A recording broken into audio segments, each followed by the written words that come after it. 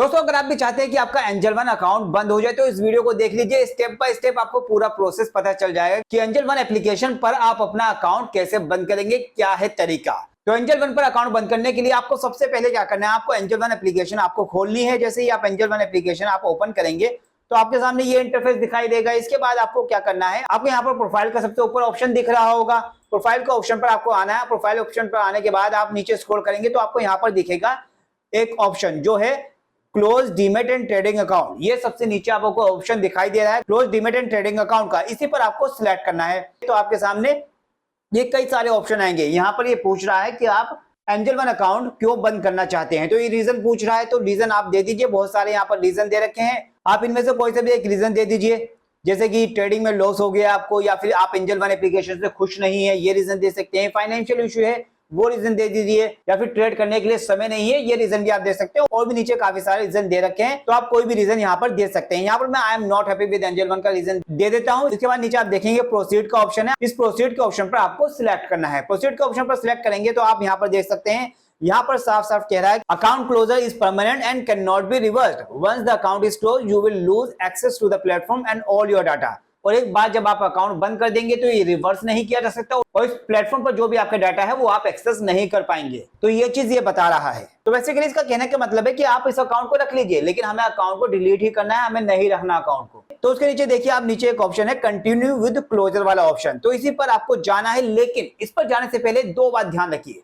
इस पर जाने से पहले दो बात ये ध्यान रखिए कि आपके पास जो भी होल्डिंग है, भले ही म्यूचुअल फंड में हो, इक्विटी में हो, स्टॉक्स में हो, वो सब आपको सोल्ड कर देनी है, सेल कर देनी है। यानी जितने भी आपके पास शेयर है, स्टॉक है, वो आपको सबको सेल कर देना है। आपको जो अपनी होल्डिंग है वो पूरी तरीके से बेच देनी है। उसके बाद आपके जो फंड में बैलेंस है वो भी आपको विड्रॉ कर लेना है अपने बैंक अकाउंट में। तो ये बात बहुत ज्यादा ध्यान रखनी है। और अगर नेगेटिव बैलेंस में है तो इस एप्लीकेशन में बैलेंस ऐड करके उस नेगेटिव बैलेंस को पॉजिटिव कर दीजिए, यानी जो नेगेटिव बैलेंस है उसको पे कर दीजिए। तो ये चीज आपको जरूर करनी है, तभी आपका अकाउंट क्लोज होगा। तो ये बात ध्यान रखेंगे। और ये चीज आप कहां से करेंगे, आप पहले बैक आ जाइए। बैक आने के बाद आप नीचे देखेंगे पोर्टफोलियो का ऑप्शन है। पोर्टफोलियो में आप देख सकते हैं, यहाँ पर अगर आपने कोई स्टॉक, शेयर्स, म्यूचुअल फंड में इन्वेस्ट किया है तो वो आपको यहाँ पर शो करेगा और उसको आपको बेचना होगा सबसे पहले। इस अकाउंट में अभी कुछ स्टॉक्स नहीं है, सब बेच चुके हैं। इसके बाद आपको फंड चेक करना है, तो फंड चेक करने के लिए आप इस अकाउंट ऑप्शन पर आएंगे और आप यहाँ पर देखेंगे आपका जो ट्रेडिंग बैलेंस है वो जीरो है। तो ट्रेडिंग बैलेंस आपका जीरो होना चाहिए। कुछ पैसा अगर यहाँ पर पड़ा होगा तो उसे विड्रॉ कर लेना, निकाल लेना। और अगर नेगेटिव माइनस में होगा बैलेंस तो इसमें पैसा ऐड करके उस माइनस बैलेंस को पे कर देना। तो ये काम आपको सबसे पहले करना है अकाउंट क्लोज करने से पहले। और जब ये काम आप कर लेंगे, स्टॉक बेच चुके होंगे सारा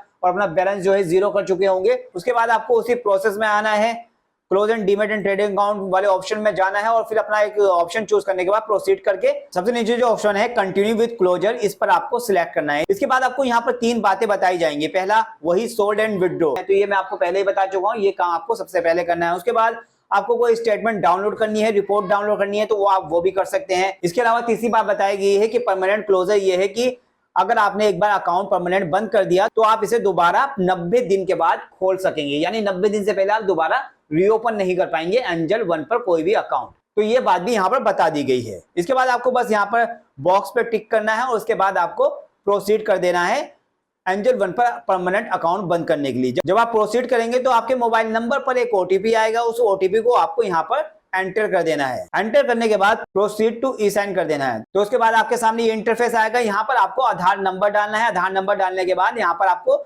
सेंड ओटीपी का ऑप्शन दिखेगा, सेंड ओटीपी कर देना। और जो आपके आधार नंबर से मोबाइल नंबर लिंक होगा वहां पर एक ओटीपी आएगा, उस ओटीपी को आपको यहाँ पर डाल देना है।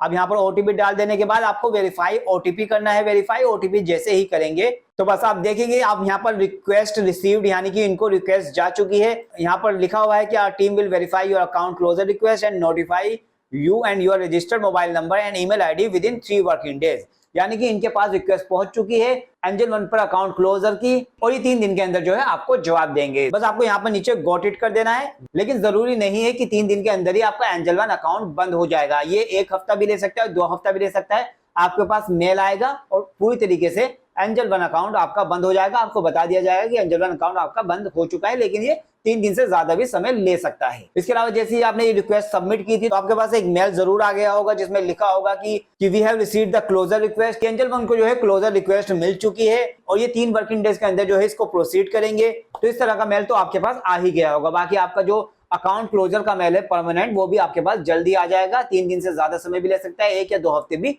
ले सकता है। तो इस तरह आप अपने एंजल वन अकाउंट को क्लोज करेंगे। ये था पूरा प्रोसेस।